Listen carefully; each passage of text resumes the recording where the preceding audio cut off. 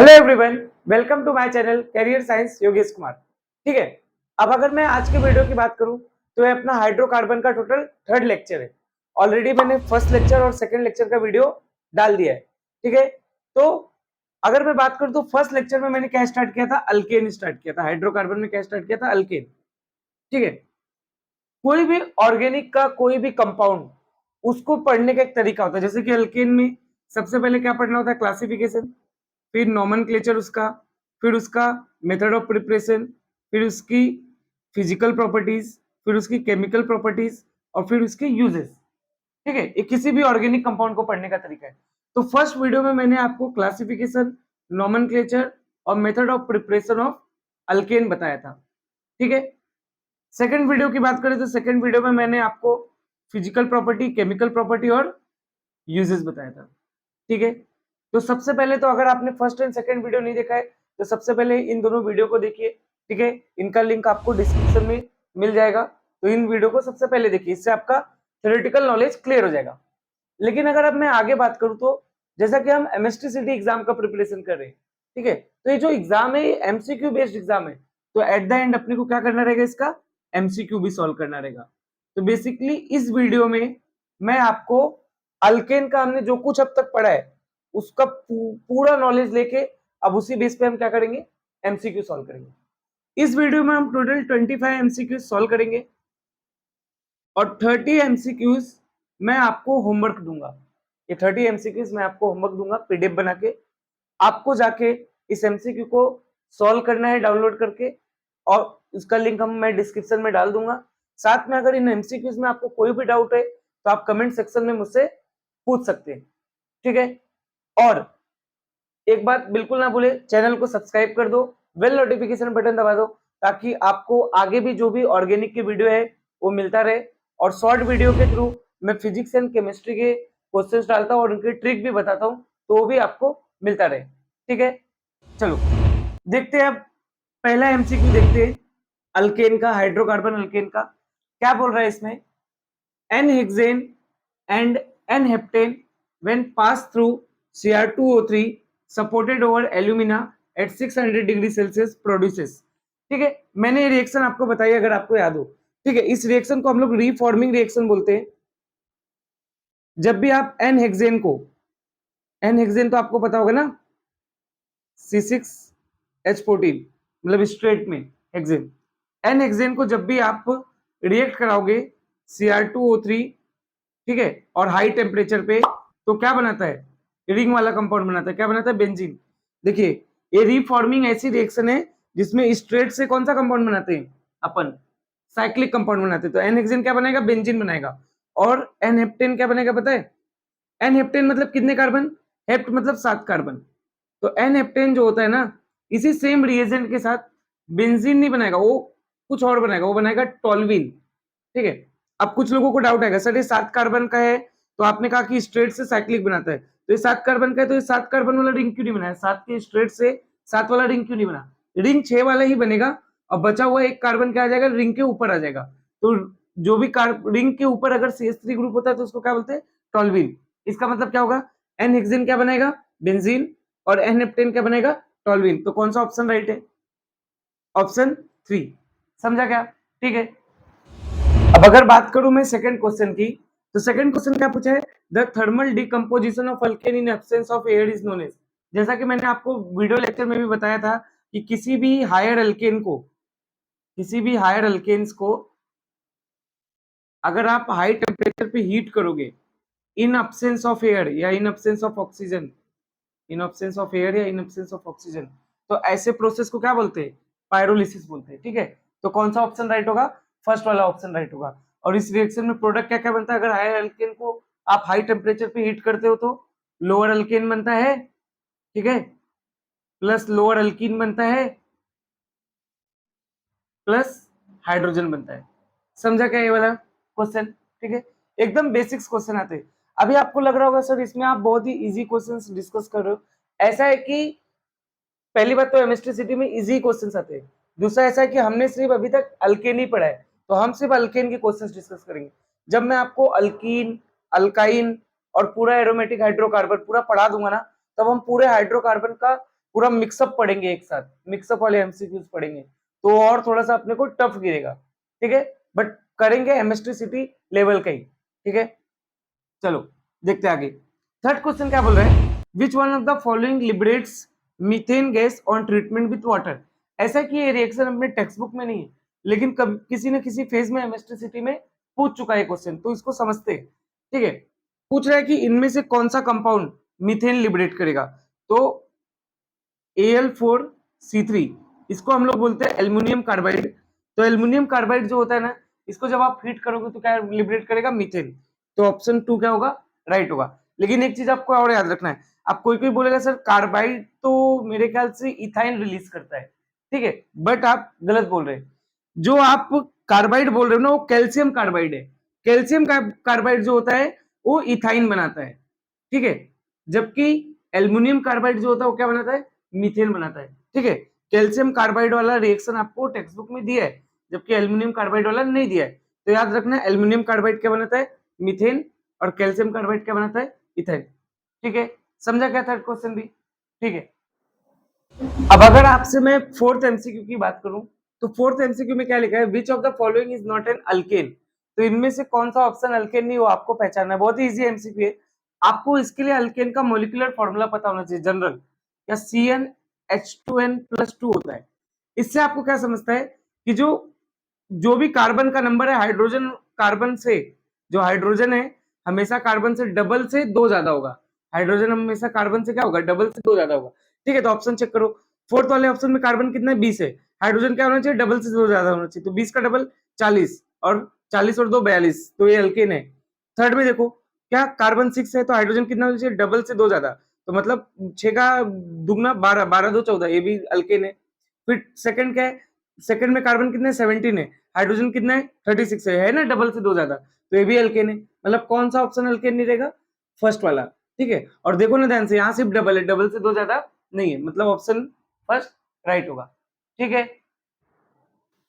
अब अगर आपसे मैं फिफ्थ एमसीक्यू की बात करूं, तो फिफ्थ एमसीक्यू में क्या बोल रहा है, पहले ध्यान से पढ़ो। N alkanes containing only primary और secondary carbon atoms are known as, ठीक है। वो पूछ रहा है कि इन चारों ऑप्शन में ऐसा कौन सा अल्केन है जिसके अंदर सिर्फ प्राइमरी और सेकेंडरी कार्बन एटम्स हो। सबसे पहले तो आपको ये पता होना चाहिए, हालांकि मैंने वीडियो में भी बताया लेक्चर्स वाले में, अगर जिसको नहीं पता उधर देखो। प्राइमरी कार्बन एटम मतलब समझता है, ऐसा कार्बन जो सिर्फ अपने बाजू में सिर्फ एक कार्बन से अटैच हो। सेकेंडरी कार्बन मतलब आपको समझता है, सेकेंडरी कार्बन एटम जिसके बाजू में 2 कार्बन हो। टर्सरी कार्बन एटम मतलब आपको समझता है, जिसके बाजू में 3 कार्बन से अटैच हो, 1 2 3, देखो देखो ना, ये वाला कार्बन 3 लोगों से अटैच है, ये वाला किससे अटैच है, 2 लोगों से। तो जो 1 से अटैच है उसको प्राइमरी कार्बन, जो 2 से अटैच है उसको सेकेंडरी, जो 3 से अटैच है उसको टर्सरी कार्बन एटम। अब पूछ रहा है कि ऐसा अल्केन बताओ जिसमें प्राइमरी और सेकेंडरी कार्बन एटम सिर्फ यही 2 होने चाहिए, ठीक है, टर्सरी वाला नहीं होना चाहिए, टर्सरी या क्वार्टिनरी भी नहीं होना चाहिए। क्वार्टिनरी मतलब कैसा, जो 4 लोगों से अटैच हो, टर्सरी क्वार्टिनरी वाला नहीं होना चाहिए। तो सबसे पहला ऑप्शन है नियो अल्केन्स। नियो अल्केन्स पता है क्या होता है, इसका एक एग्जांपल बताता हूं। जैसे कि अगर सेकंड कार्बन पे, अगर आपको सेकंड कार्बन पे, ये देखो ना, फर्स्ट कार्बन सेकंड कार्बन पे 2 मिथाइल ग्रुप है, तो ऐसे अल्केन्स को अपन क्या बोलते हैं, नियो अल्केन्स बोलते हैं।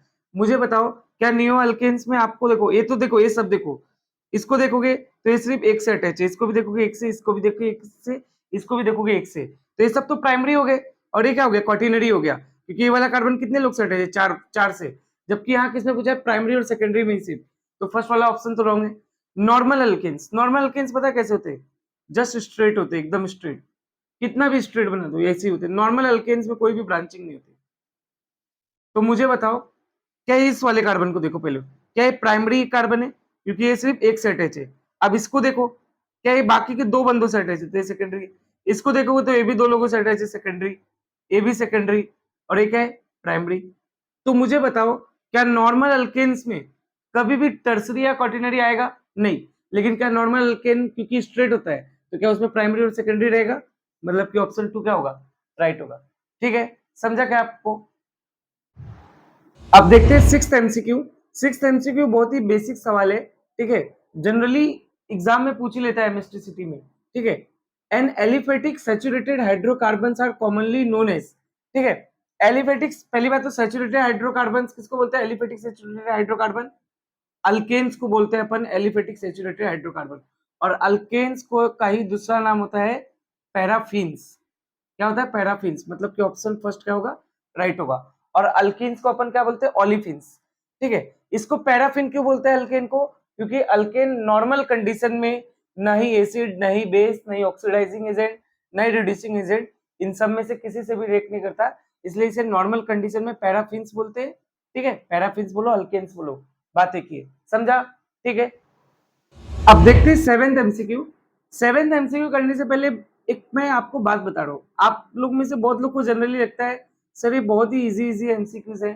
तो अगर आपने टेक्स्ट बुक पढ़ा है तो एमसीक्यूज आपको बहुत ही इजी लगेंगे, जो भी मैंने आपको बता रहा हूँ। याद रखिए, एमएसटी सीटी में जब आप ध्यान से देखेंगे तो 50 एमसीक्यूज आते हैं। ठीक है, और उसको कितने मिनट में करना होता है? अपने को 45 मिनट्स में करना होता है। 45 मिनट्स में 50 एमसीक्यू, तो लगभग लगभग 52 53 सेकेंड एक एमसीक्यू के लिए आपको मिलता है। तो क्या वो आपको बहुत बड़ा एमसीक्यू देगा? नहीं, वो जस्ट आपको एक टेक्स्ट बुक की लाइन देगा और उसी से आपका नॉलेज चेक करेगा।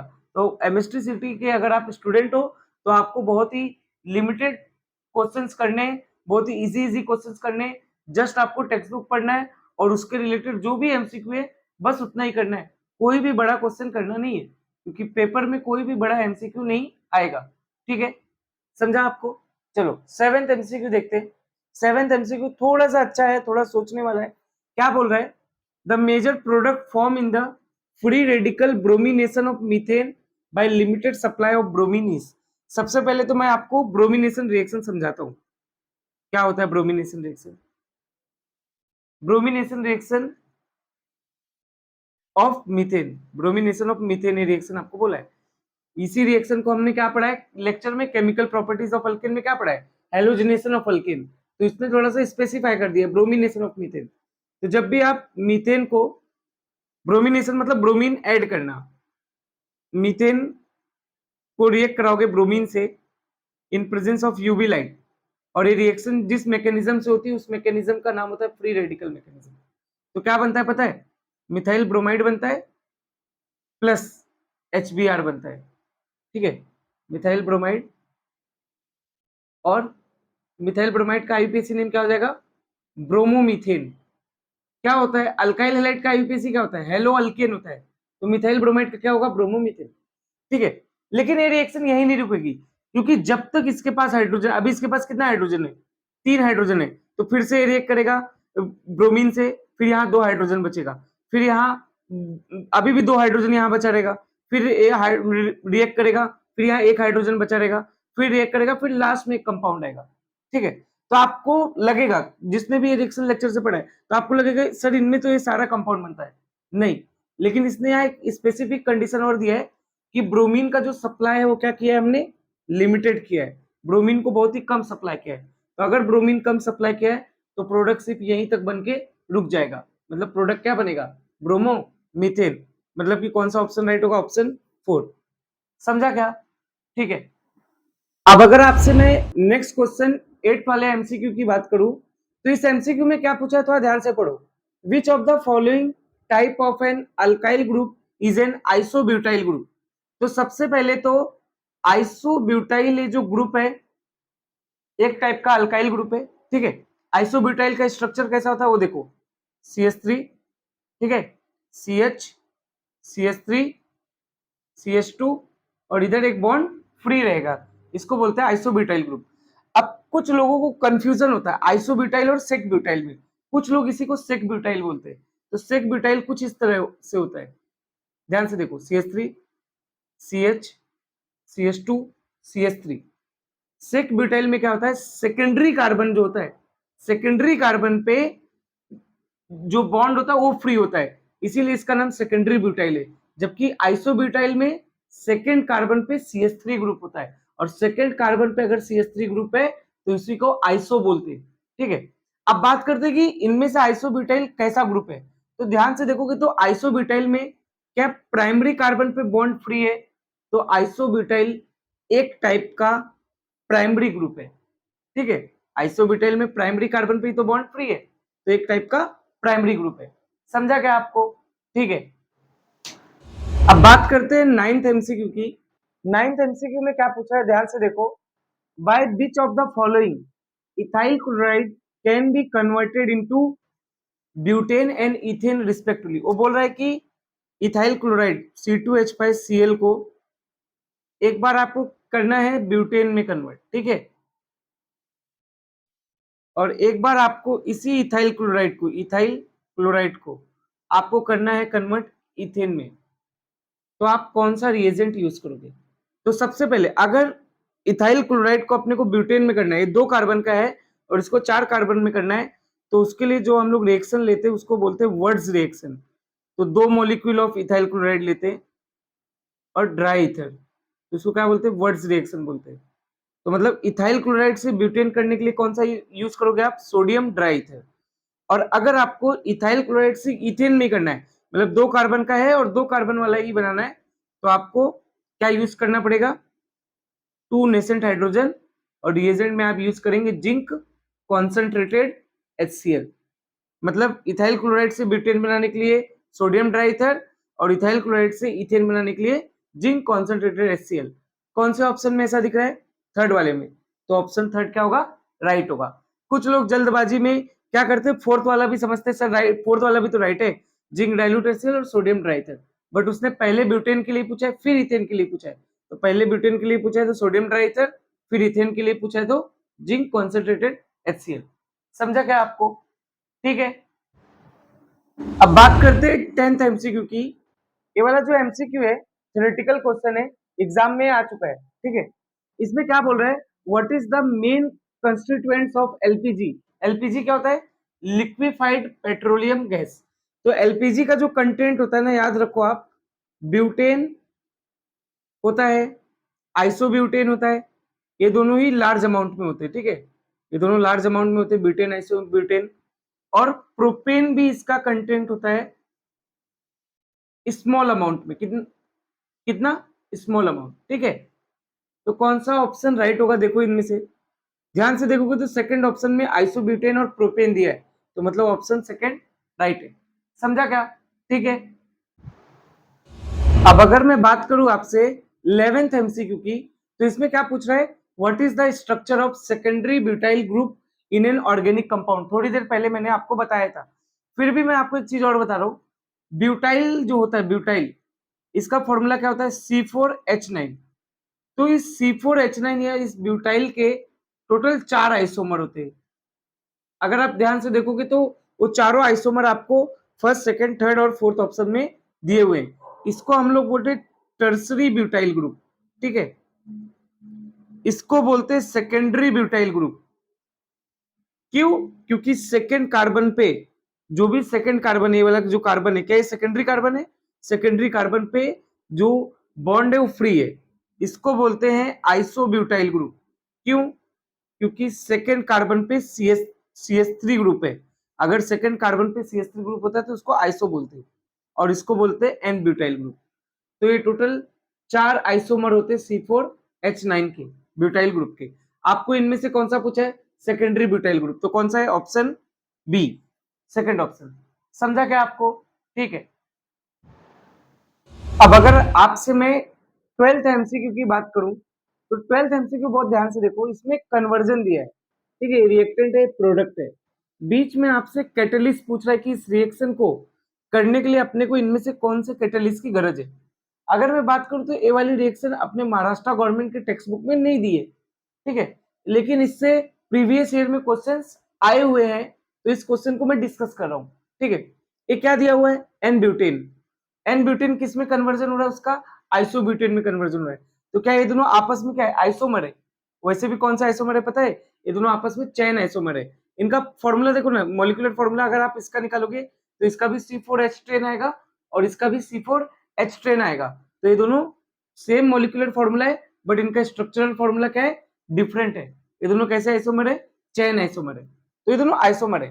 तो ऐसा एक रिएजेंट होता है ना जो आइसोमर में कन्वर्जन करता है, ठीक है, उस रिएजेंट का नाम होता है AlCl3 और HCl। तो ऑप्शन सेकंड क्या होगा? राइट होगा। मतलब कि एन ब्यूटेन से अगर आपको आइसोब्यूटेन बनाना है तो AlCl3 है और HCl का आप यूज करोगे। और अगर कल को एग्जाम में कोई दूसरा ही क्वेश्चन आ गया, लेकिन उस क्वेश्चन में आपको एक हिंट में बताया हूं कि किस में कन्वर्ट होना चाहिए, रिएक्टेंट और प्रोडक्ट अगर आपस में आइसोमर है तो कौन सा रिएजेंट होगा, AlCl3 HCl, ठीक है, वो भी अल्केन होना चाहिए। समझा क्या आपको? ठीक है। अब अगर आपसे मैं 13 MCQ की बात करूं तो इसमें क्या बोल रहा है, which of the following from carbon black, इनमें से कौन सा रिएक्शन जो है वो कार्बन ब्लैक बनाएगा। कार्बन ब्लैक मतलब जस्ट कार्बन, ठीक है। देखो अगर मैं बात करूं तो फर्स्ट और सेकंड रिएक्शन जो है ना वही कार्बन ब्लैक बनाएगी, मतलब कि ऑप्शन 4 क्या होगा, राइट होगा। समझते हैं? जैसे कि आपने अगर मीथेन को, आपको कार्बन ब्लैक बनाना है, which of the following from carbon black, ठीक है। अगर आपने मीथेन को, ठीक है, मीथेन को हीट किया, पहले तो पायरोलिसिस ऑफ मीथेन में समझा रहा हूँ। मीथेन पायरोलिसिस मतलब क्या होता है, किसी भी हाइड्रोकार्बन को या हाइड्रोकार्बन में भी अल्केन को अगर आप हीट कर रहे हैं, हाई टेम्परेचर पे हीट कर रहे हैं इन एब्सेंस ऑफ ऑक्सीजन, तो उसको क्या बोलते हैं, पायरोलिसिस। तो अगर आप हीट करोगे ना CH4 को, तो C और H के सारे बॉन्ड टूट जाएंगे, तो कार्बन बनेगा प्लस 2H2 बनेगा, एक तो है कार्बन ब्लैक, ठीक है। और साथ में अगर आपने मीथेन को लिमिटेड नंबर ऑफ ऑक्सीजन दिया है, मतलब जितना ऑक्सीजन उसको चाहिए उतना नहीं, लिमिटेड नंबर दिया, मतलब इनकम्प्लीट ऑक्सीडेशन अगर उसका आप कराओगे तो आपको कार्बन मिलेगा और वाटर मिलेगा। मतलब कि कौन कौन सी रिएक्शन आपको कार्बन ब्लैक देगी, एक तो पायरोलिसिस ऑफ मीथेन, दूसरा इनकम्प्लीट ऑक्सीडेशन ऑफ अल्केन। अब कुछ लोग बोलेंगे सर कंबंशन ऑफ अल्केन भी देगा, नहीं। अगर आप किसी भी अल्केन को कंबंशन रिएक्शन की जब आप बात करते हो ना, तो आप उसको सफिशिएंट नंबर ऑफ ऑक्सीजन देते हो, और जब आप उसको सफिशिएंट नंबर ऑफ ऑक्सीजन देते हो तो CO2 प्लस वाटर बनता है, कार्बन ब्लैक नहीं बनता है। तो कार्बन ब्लैक सिर्फ फर्स्ट और सेकंड केस में बनेगा, मतलब कि कौन सा ऑप्शन राइट होगा, फर्स्ट एंड सेकंड, ठीक है, मतलब कि फोर्थ वाला ऑप्शन राइट होगा। समझा क्या आपको? ठीक है। अब बात करते हैं 14th MCQ की, तो इसमें क्या पूछ रहा है, which of the following statement is false, ठीक है, देखते इधर से। फोर्थ स्टेटमेंट क्या लिखा है, ऑल अल्केन्स बर्न, सही बात है, सारे अल्केन्स का कंबंशन होता है, किसी भी अल्केन को आप कंबंशन करोगे तो आपको CO2 और वाटर मिलेगा, ये वाला स्टेटमेंट राइट है, लेकिन उसने फॉल्स वाला पूछा है, ठीक है। थर्ड स्टेटमेंट क्या लिखा है, at room temperature some alkanes are liquid some solid some gases, ये भी सही है। जब आप अल्केन का फिजिकल प्रॉपर्टी पढ़ोगे ना तो आपको पता चलेगा 1 से लेके 4 कार्बन वाले गैसेस होते हैं, 5 से लेके 17 कार्बन वाले सब अल्केन लिक्विड होते हैं, और 18 कार्बन और 18 कार्बन ऑनवर्ड्स जितने भी अल्केन होते हैं वो सॉलिड होते हैं, मतलब कि थर्ड स्टेटमेंट भी राइट है। सेकंड क्या लिखा है, many alkanes are soluble in water, ये वाला स्टेटमेंट रॉन्ग है, समझाता हूं मैं।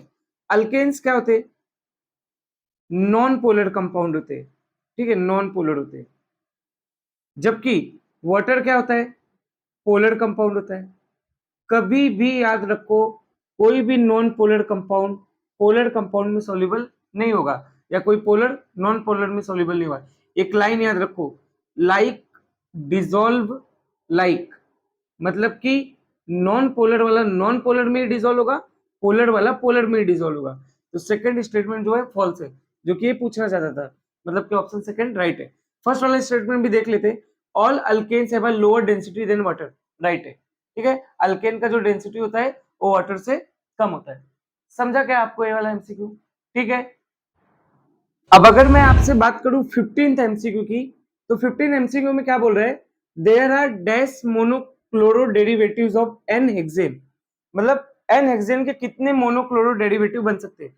सबसे पहले तो आप एन हेक्सेन बनाओ, ठीक है, क्या एन हेक्सेन इस तरीके से होता है, 5 और ये 6 का, ठीक है, ये है एन हेक्सेन।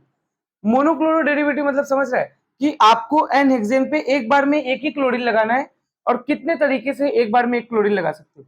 तो क्या पहला तरीका तो ये है कि एन हेक्सेन में मैं इधर क्लोरीन लगा दूं, ठीक है, तो इसको क्या बोलोगे, 1 क्लोरो हेक्सेन।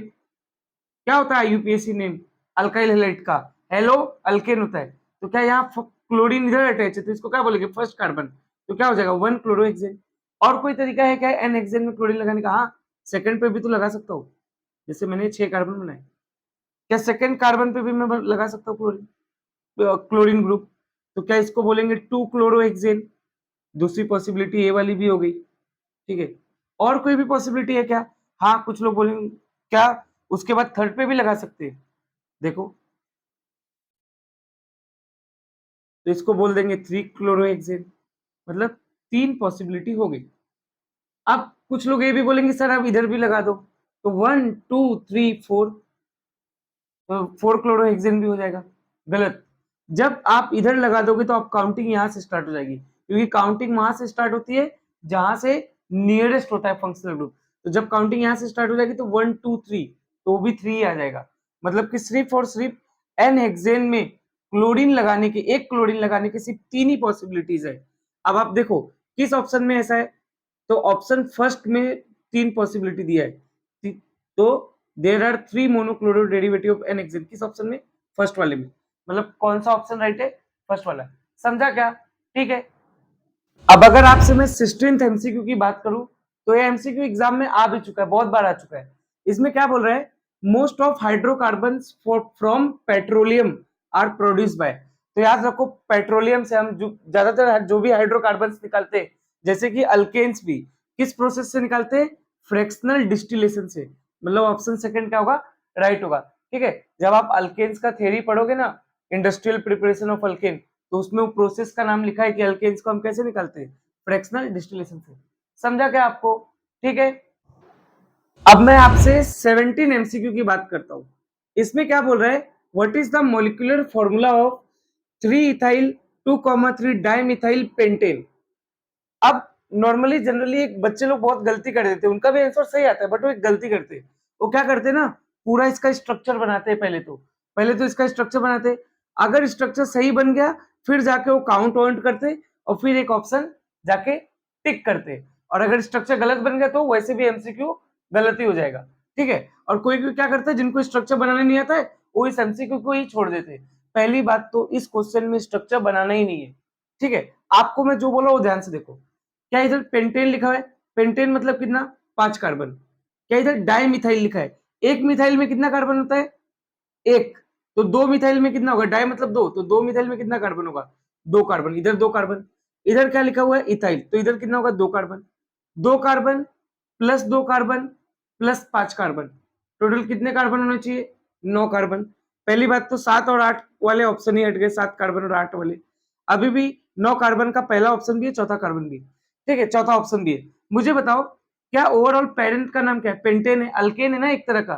तो 9 कार्बन का जो अल्केन होगा उसका फॉर्मूला बताओ। क्या कार्बन, पहले तुम लिखो 9 कार्बन, हमेशा हाइड्रोजन जो होता है ना, कार्बन का डबल होता है प्लस 2 और हाइड्रोजन होता है। मतलब इसका फॉर्मूला क्या आ जाएगा, C9H20। समझा ना, कार्बन का हाइड्रोजन जो होता है हमेशा कार्बन का डबल, 9 का डबल 18 और प्लस 2 और हाइड्रोजन होता है। मतलब कि कौन सा अल्केन होगा, C9H20, मतलब कि ऑप्शन फर्स्ट राइट होगा। समझा क्या आपको, कोई गरज नहीं है इसमें स्ट्रक्चर बना के करने का, समझा, ठीक है। चलिए अब नेक्स्ट एमसीक्यू की बात करते हैं, लेकिन उससे पहले एक और बात मैं आपको बताता हूं। जैसे कि जो भी मैं एमसीक्यू करा रहा हूं, आप अगर नोटिस करोगे तो ये सारे एमसीक्यू पहली बात तो एग्जाम में आए हुए हैं, और दूसरे ये एमसीक्यू सिर्फ इनमें रिएक्शन का एमसीक्यू नहीं है, अलग अलग टाइप का है, क्लासिफिकेशन का, नॉमेनक्लेचर का, फिजिकल प्रॉपर्टी का, यूजेस का, सबका एमसीक्यू है। तो बच्चे क्या गलती करते हैं ना, उनको लगता है कि ऑर्गेनिक में क्या क्या होता है कि अपन सिर्फ रिएक्शन पढ़ के जाते हैं, ठीक है। आपको ऑर्गेनिक में सिर्फ रिएक्शन पढ़ के नहीं जाना है, आपको उसका सब पार्ट पढ़ना होता है। समझा क्या आपको, ठीक है। चलते ये वाला एमसीक्यू देखते हैं, ये एक्चुअली फिजिकल प्रॉपर्टी से रिलेटेड एमसीक्यू पूछा है। Which of the following alkane is gas at room temperature. तो जब आप अल्केन का फिजिकल प्रॉपर्टी पढ़ोगे ना, तो टेक्स्ट बुक में साफ साफ लिखा है 1 कार्बन से लेके 4 कार्बन वाले अल्केन क्या होते हैं, गैसेस होते हैं। 5 कार्बन से लेके 17 कार्बन वाले अल्केन क्या होते हैं, लिक्विड होते हैं। और 18 कार्बन और 18 कार्बन ऑनवर्ड्स जितने भी होते हैं अल्केन, वो सब क्या होते हैं, सॉलिड होते हैं। समझा क्या आपको, तो आपको इसमें ढूंढना है कि 1 से 4 कार्बन वाला कौन सा है, क्योंकि इसमें गैस पूछा है। तो 1 से 4 कार्बन वाला कोई भी एक अगर अल्केन दिख रहा है तो वही राइट है। फोर्थ वाला देखो 6 कार्बन वाला है, मतलब लिक्विड होगा। 10 वाला भी 6 कार्बन वाला है, वो भी लिक्विड होगा। 17 वाला भी 17 कार्बन वाला है, मतलब वो भी लिक्विड होगा।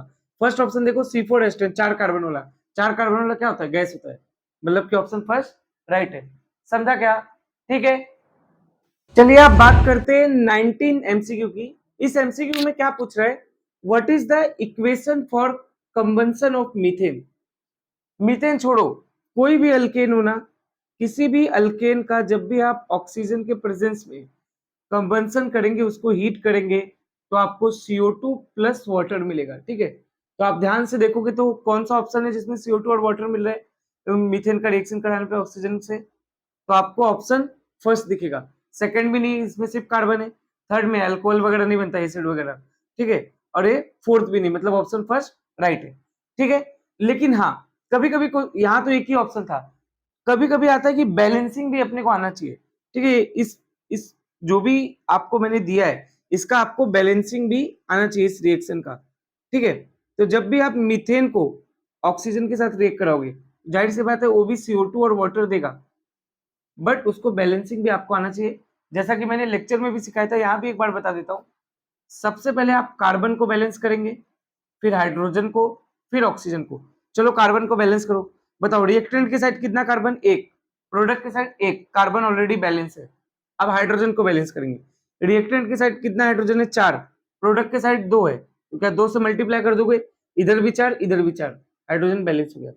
अब ऑक्सीजन को बैलेंस करेंगे, बताओ रिएक्टेंट के साइड ऑक्सीजन कितना, 2, प्रोडक्ट के साइड कितना है, 2, और इधर भी 2, 2 2 4, और इधर 2 ही है, तो क्या इधर 2 से मल्टीप्लाई कर दोगे, तो देखो यही वाली रिएक्शन ऑप्शन फर्स्ट में आ गया। तो अगर चारों रिएक्शन बैलेंस आती ना, तब आपको बैलेंस भी करना पड़ता।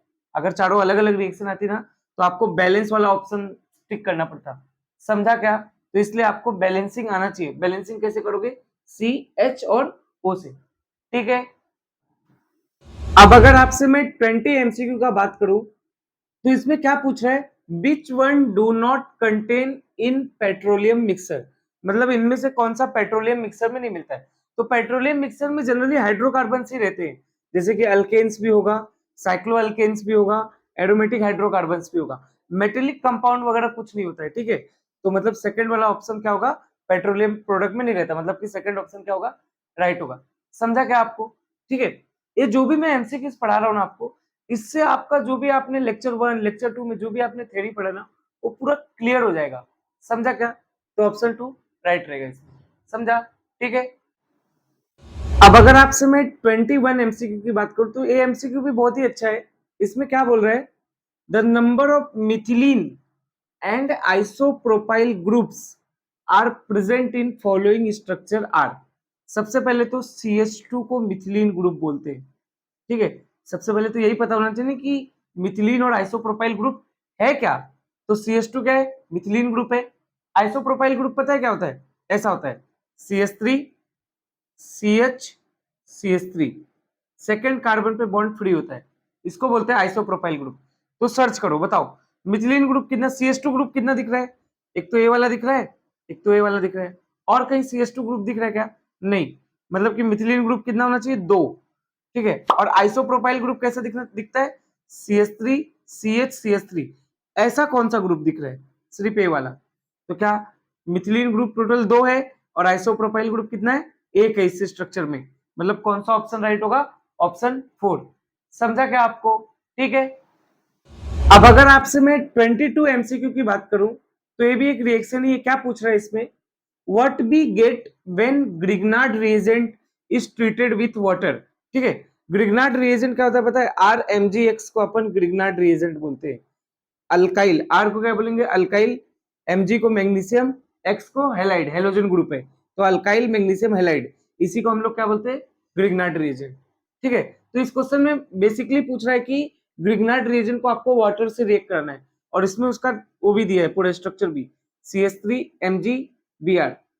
नाम क्या हो जाएगा इसका, आर क्या होता है, अल्काइल होता है, यहाँ क्या है, CH3 है, तो CH3 को क्या बोलोगे, मिथाइल मैग्नीशियम, मिथाइल, जो दिख रहा है बस आपको वही बोलना है। ठीक है, कुछ भी एक्स्ट्रा नहीं करना है, मिथाइल मैग्नीशियम ब्रोमाइड। इसको आपको किसके साथ रिएक्ट कराना है, वाटर के साथ। ठीक है, इसको ऐसा लिखिए HOH। ठीक है, और इसको आपको ड्राई ईथर के प्रेजेंस में आप इसको रिएक्ट कराते हो। ठीक है, तो जब भी आप मिथाइल मैग्नीशियम ब्रोमाइड को HOH के प्रेजेंस में रिएक्ट कराओगे, तो CH3 क्या करेगा, H को भगा ले जाएगा, और MgBrOH अलग हो जाएगा, तो CH3 H के साथ आ जाएगा, और MgBrOH एक साथ आ जाएंगे सब। तो क्या बन जाएगा, बताओ क्या नाम है इसका, CH4 जैसा दिख रहा है क्या, क्या इसको आप मीथेन बोलते हो, बताओ कौन सा ऑप्शन राइट होगा? सेकंड वाला। समझा क्या? ठीक है। अब अगर आपसे मैं नेक्स्ट एमसीक्यू की बात करूं, 23rd एमसीक्यू की, तो याद रखो कि ये एमसीक्यू बहुत इंपॉर्टेंट एमसीक्यू है। बहुत बार ये क्वेश्चन अलग अलग एग्जाम में आ चुका है। ठीक है, नीट में, एमएसटी सिटी में, जेई मेंस में बहुत बार आ चुका है। ठीक है, तो क्या है एमसीक्यू पढ़ते हैं अपन। What is the decreasing order of boiling points in isomer of pentane? Even question भी नहीं चेंज होगा। तो पेंटेन के देखो यहाँ तीनों आइसोमर बने हुए। पहला आइसोमर पेंटेन का क्या होता है? CH3, CH2, CH2, CH2, CH3। इसको बोलते हैं एन पेंटेन। एन पेंटेन बोलते हैं इसको। दूसरा आइसोमर पेंटेन का क्या होता है? टोटल 3 आइसोमर होते हैं पेंटेन के। ठीक है, इसको बोलते हैं आइसोपेंटेन। और जो थर्ड जो होता है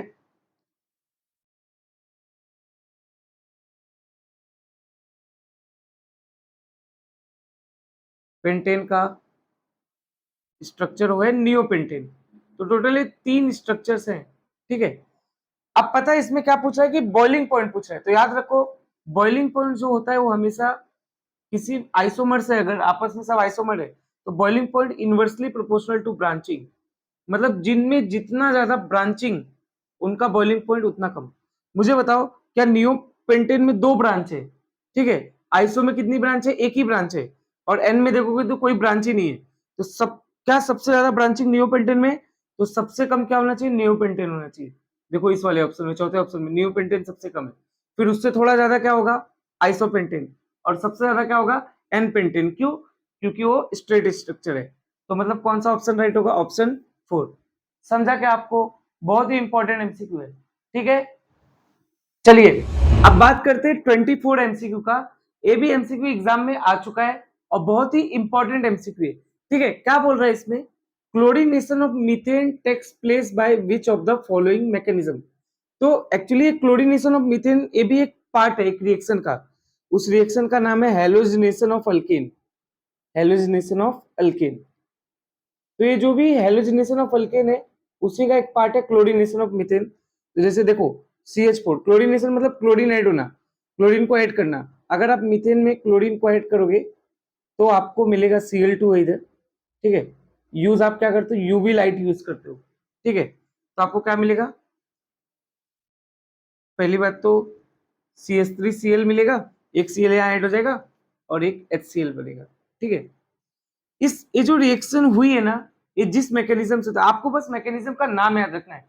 कोई भी आपसे एग्जाम में मैकेनिज्म नहीं पूछने वाला है। तो इसका मैकेनिज्म का नाम है फ्री रेडिकल। ठीक है, फ्री रेडिकल मैकेनिज्म। अगर ओवरऑल मैं बहुत अच्छे से बोलूं तो, पूरा बोलूं तो FRSR नाम होता है इसका, फ्री रेडिकल सब्स्टिट्यूशन रिएक्शन। तो कौन सा ऑप्शन आपको इसमें से दिख रहा है मैकेनिज्म का? तो ऑप्शन फर्स्ट फ्री रेडिकल आएगा। अगर आपको पूरा भी पूछेगा तो पूरा भी पूछ के वही लिख सकता है वो, फ्री रेडिकल सब्स्टिट्यूशन रिएक्शन।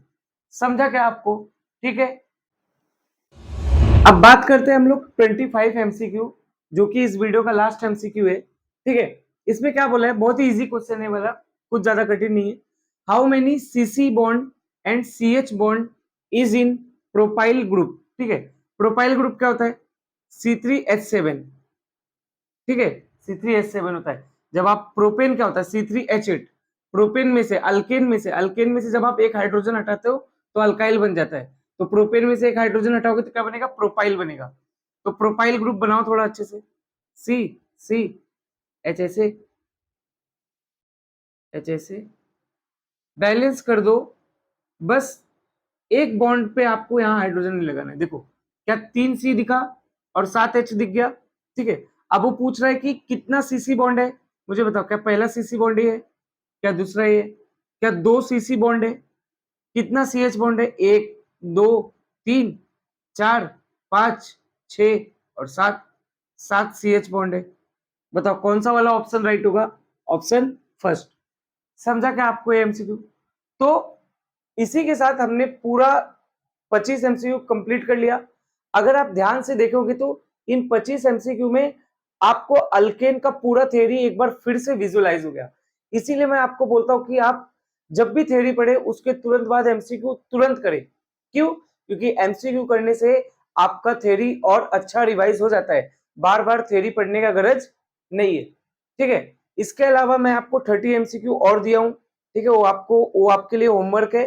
ठीक है, डिस्क्रिप्शन में आपको लिंक मिल जाएगा, डाउनलोड करो, सॉल्व करो, और डाउट है तो आप कमेंट सेक्शन में पूछो। अगर आपने वो 30 कर लिया ना, आपको फिर अल्केन का कभी उठाने का भी गरज नहीं पड़ेगा। ठीक है, डायरेक्ट आप एग्जाम में भी जाएंगे ना, सब आपको याद होगा, और आपका सारा एमसीक्यू, अगर अल्केन से जो भी एमसीक्यू आएगा वो आपका सब राइट हो जाएगा। समझा क्या आपको? अब नेक्स्ट वीडियो में मैं अल्कीन डालूंगा।